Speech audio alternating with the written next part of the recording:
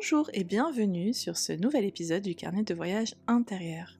Je suis Pauline, énergéticienne et thérapeute en psychogénéalogie et je t'accompagne dans la compréhension et dans la découverte du monde énergétique qui nous entoure. Alors je t'invite à t'installer confortablement et je te dis bonne écoute.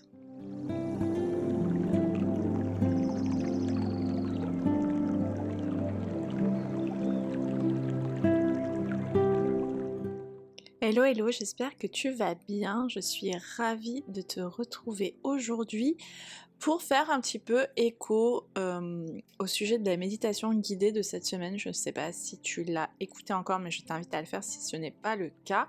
Et c'était une méditation guidée qui t'aidait à couper les liens invisibles. Mais ce qui est intéressant de savoir, c'est pourquoi on n'arrive pas à couper les liens invisibles qui nous empêchent d'avancer. Et si tu es là aujourd'hui à écouter ce podcast, à m'écouter parler, c'est que forcément tu es arrivé à un moment dans ta vie où tu sais profondément que quelque chose est terminé. Tu as déjà certainement pris une décision, tu as compris, analysé, et peut-être que tu as accepté avec une certaine forme de maturité que cette relation ne pouvait plus continuer. Alors je parle de relation, mais c'est au sens global, hein. Ça ne parle pas que des relations amoureuses, je parle des relations vraiment dans le sens global du terme. Et pourtant, tu as envie d'arrêter, tu as envie de couper, tu sais qu'il faut couper ce lien. Et malgré ça, en fait, il reste une forme de présence. Tu sais qu'elle est là, elle est silencieuse, elle est discrète, mais elle est bien réelle. Elle continue d'exister en toi, comme si une partie de cette personne n'avait jamais vraiment quitté ton espace intérieur. Tu peux être en train de faire ta vie, de travailler, de discuter avec quelqu'un d'autre, de rire, et puis soudain, sans que rien ne l'annonce, il y a une pensée qui surgit, une image très précise, comme une espèce de scène figée dans le temps. Peut-être un moment où vous étiez bien, peut-être un moment où il y avait une tension. Et en fait, cette image, elle ne vient pas seule. Elle arrive avec une sensation dans ton corps, quelque chose de très concret, parfois une légère pression dans la poitrine, parfois une chaleur, parfois même un vide, comme si ton corps se souvenait avant même que ton esprit ne comprenne ce qui est en train de se passer. Et à ce moment-là, il y a souvent une forme d'incompréhension. Ah, t'es agacé, ça t'énerve en fait. Mais pourquoi je pense à ça? Pourquoi je m'inflige ça en fait? Parce que tu devrais plus être là, tu devrais plus penser à tout ça. Tu as déjà fait le travail, tu te dis c'est bon, j'ai pris du recul, j'ai compris les choses, j'ai appris de ce qui s'est passé. Et pourtant, ce lien, lui, il continue d'exister. Comme si ça ne répondait à aucune logique, comme si il vivait selon ses propres règles, indépendamment de ta propre volonté. Et ça, c'est pas normal en fait. Ce qui peut être déroutant, c'est que ces liens invisibles ne se manifestent pas seulement dans les moments évidents, comme quand tu repenses consciemment à quelqu'un, mais aussi dans des situations beaucoup plus subtiles, beaucoup plus quotidiennes, presque banales, où tu ne fais pas immédiatement le lien avec la personne, avec ce que tu as vécu. Par exemple, tu peux rencontrer quelqu'un de nouveau, quelqu'un qui te plaît, quelqu'un avec qui tout pourrait être simple en fait, tu as envie de tout recommencer à zéro, et pourtant, sans comprendre pourquoi, tu ressens une forme de retenue, une distance intérieure, comme si quelque chose en toi refusait de s'ouvrir complètement, comme si une partie de toi était encore ailleurs, comme si quelque chose te retenait, encore lié en fait à quelqu'un d'autre, même si tu ne penses pas à cette personne à ce moment précis. Ou alors tu peux te surprendre à comparer sans le vouloir une façon de parler, une manière de regarder, une énergie, Et tu te rends compte que ton esprit, lui, il continue à faire des liens. Comme s'il cherchait un petit peu à retrouver quelque chose qu'il a déjà connu. Quelque chose qui a marqué une empreinte plus profonde que tu ne pensais, que ce soit positif ou négatif.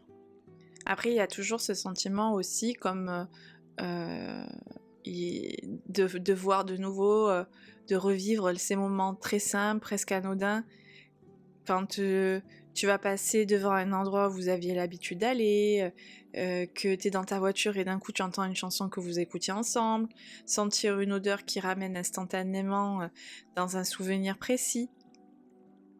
Et là, c'est pas juste quelque chose qui revient, c'est tout un état intérieur qui se réactive, comme si le temps s'était brièvement replié sur lui-même pour te ramener à un instant du passé.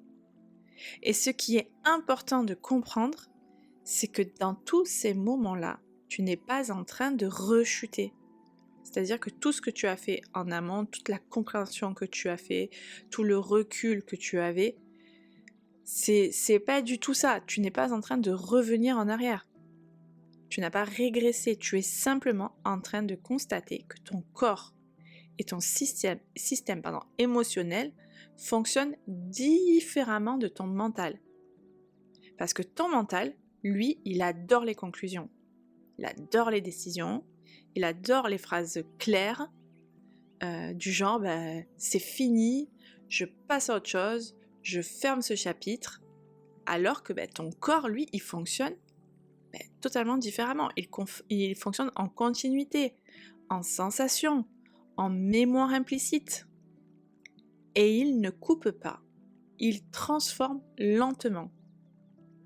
Donc forcément, quand tu as vécu une relation marquante, ton corps a appris cette personne, au sens presque littéral du terme. Il a appris comment il te faisait te sentir, il a appris les rythmes, les attentes, il a appris les réactions, il a appris à anticiper, il a appris à vivre en fonction de sa présence, en fonction de son absence. Et forcément, tout ça, ça disparaît pas au moment où tu décides que la relation, elle est terminée. C'est un peu comme si tu avais appris une langue avec cette autre personne, sans même t'en rendre compte. Vous aviez un langage ensemble. Une langue faite de regards, de silence, de gestes, de tension, de rapprochement. Et même si tu arrêtes de parler avec cette personne, cette langue, elle reste inscrite en toi et pendant un certain temps. Et forcément que tu continues à penser à cette langue sans t'en apercevoir. À l'école, quand tu apprends, je sais pas, l'anglais, l'espagnol, l'italien, peu importe ce que tu apprends, même si tu ne la pratiques pas tous les jours, il y a forcément des mots qui te reviennent. Et là, c'est exactement la même chose.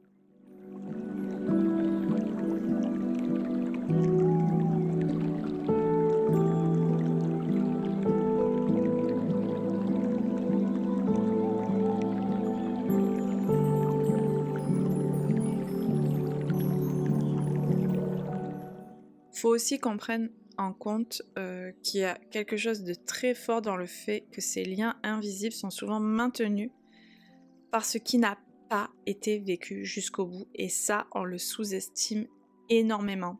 Parce qu'en fait, on imagine que ce qui fait durer un lien, c'est l'intensité de ce qui a été vécu. Mais en réalité, c'est très souvent l'incomplétude qui maintient le lien actif. Si je te donne un exemple, par exemple, imagine une relation qui s'arrête brutalement, sans explication claire, sans réelle discussion, sans espace pour dire ce que tu ressentais vraiment, sans possibilité de poser les mots sur ce qui s'est passé. Et ça, on l'a vécu tous, et certainement plus d'une fois. Et là, tu te retrouves avec une multitude de questions sans réponse, avec des phrases que tu aurais voulu dire, des phrases que tu aurais voulu entendre, tu les as gardées pour toi, avec des émotions qui n'ont pas trouvé d'endroit pour s'exprimer. Et bien forcément, dans ce genre de situation, ton esprit ne peut pas classer la relation comme terminée, parce qu'il lui manque des éléments, parce qu'il lui manque une fin, il lui manque une cohérence, une compréhension, et du coup, il continue à tourner autour comme quelqu'un qui cherche une sortie dans une pièce sans porte, hop, en tournant en rond dans une cage. Et ça peut se manifester de manière très concrète dans ton quotidien, par exemple, quand tu te surprends à rejouer des conversations dans ta tête, en imaginant ce que tu aurais pu répondre, ou en construisant une discussion qui n'a jamais eu lieu, et ça, notre cerveau, il est extrêmement fort pour ça, notamment si tu es hypersensible. Et encore quand tu ressens le besoin de vérifier certaines choses, de comprendre des détails, de donner du sens à ce qui s'est passé.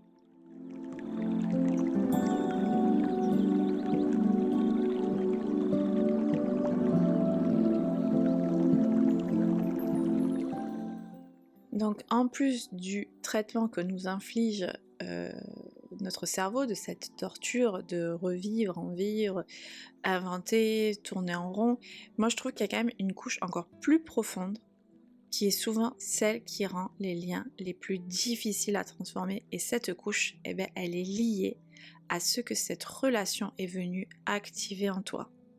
À des endroits parfois très anciens, parfois très sensibles, parfois même inconscients, parce que certaines de ces relations ne sont pas seulement des rencontres.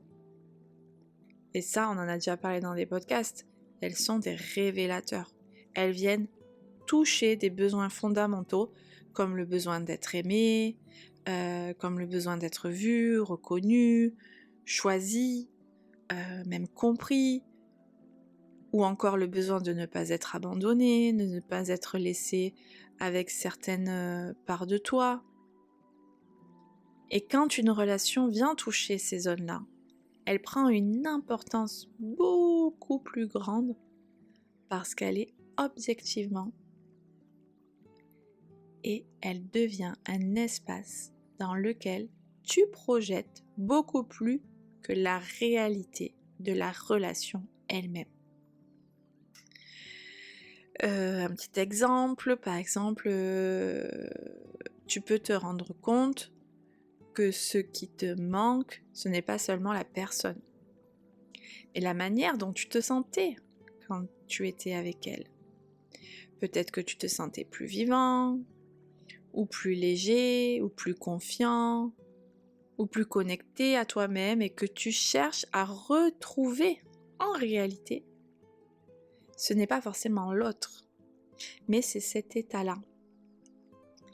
Eh bien, tu peux réaliser que tu restes attaché à une forme de promesse implicite, quelque chose qui n'a jamais été clairement dit, mais que tu as ressenti. Une histoire qui aurait pu exister si les formes avaient été différentes. Et cette idée du « ça aurait pu être » est extrêmement puissante, parce qu'elle n'a jamais été confrontée à la réalité. Elle reste intacte, idéale. Et ça, c'est hyper difficile à lâcher.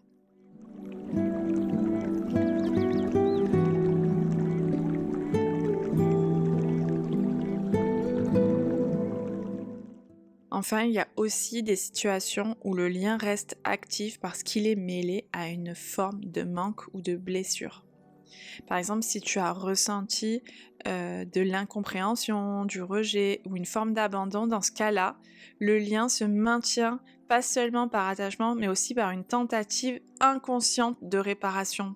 Tu peux alors te surprendre à vouloir comprendre, à vouloir retenir pour réparer quelque chose, même si tu sais rationnellement que ce n'est pas possible, parce qu'une partie de toi cherche encore à apaiser une douleur qui s'est activée dans cette relation. Et tout ça fait que couper le lien n'est pas une action simple, ni rapide, ni linéaire. C'est pas un geste que l'on fait une fois, comme couper une corde c'est quelque chose qu'on est obligé de refaire plusieurs fois d'ailleurs. Dans la méditation que je vous avais préparée dimanche et qui est en ligne sur toutes les plateformes et même ici ou sur YouTube, je vous invite à refaire cette méditation plusieurs fois pour que tous les liens soient coupés petit à petit. Et c'est vraiment un processus de transformation intérieure dans lequel le lien change de nature petit à petit, au fur et à mesure. Et là, quand tu comprends ce qu'il contient, que tu ressens ce qu'il porte, que tu récupères l'énergie, là, petit à petit, tu arrives à le faire céder et à le faire rompre. Et ce processus-là, il peut pas être forcé en fait. On peut pas se dire, c'est bon, j'ai coupé, c'est terminé, je dois arrêter avec cette personne, je dois passer à autre chose. Tout ça, ça n'existe pas en fait. Si tu fais ça, tu entres en lutte avec quelque chose qui, au fond, a encore besoin d'exister un tout petit peu, même si ça fait mal, pour pouvoir se transformer. Parce qu'en fait, si tu ne le fais pas, tu vas recréer un lien, le même lien avec quelqu'un d'autre et tu vas recommencer sans cesse et tu vas te retrouver avec plein de liens invisibles. C'est un peu comme essayer de fermer un livre alors que certaines pages n'ont pas été encore lues en fait. Tu peux pas comprendre une histoire si tu l'as pas lue jusqu'au bout. Alors vraiment, mon conseil c'est, ce qui aide, ce n'est pas de chercher à couper, mais c'est de commencer à observer autrement, à te demander, toujours avec douceur, toujours avec douceur avec toi-même, avec honnêteté, qu'est-ce qui, dans ce lien, est encore vivant en moi aujourd'hui ? Est-ce que c'est un manque, une émotion, une question, une attente ?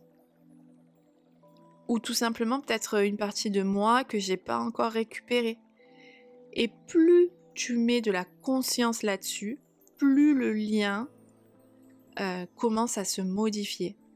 Non pas parce que tu l'as forcé à disparaître, mais parce qu'il n'a plus besoin d'exister exactement sous cette forme-là. Et un jour, sans que tu aies vraiment identifié le moment, ça va pas être le lundi à 8h ou le mardi à 17h pétante, que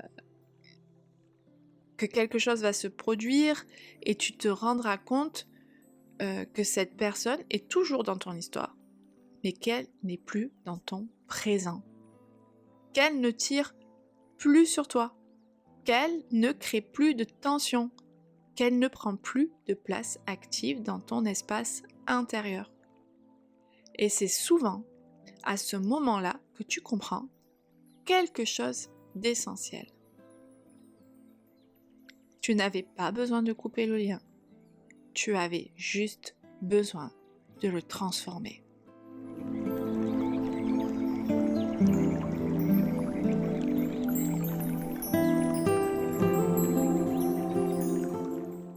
Si cet épisode t'a plu, n'hésite pas à commenter, à liker, à partager, à t'abonner.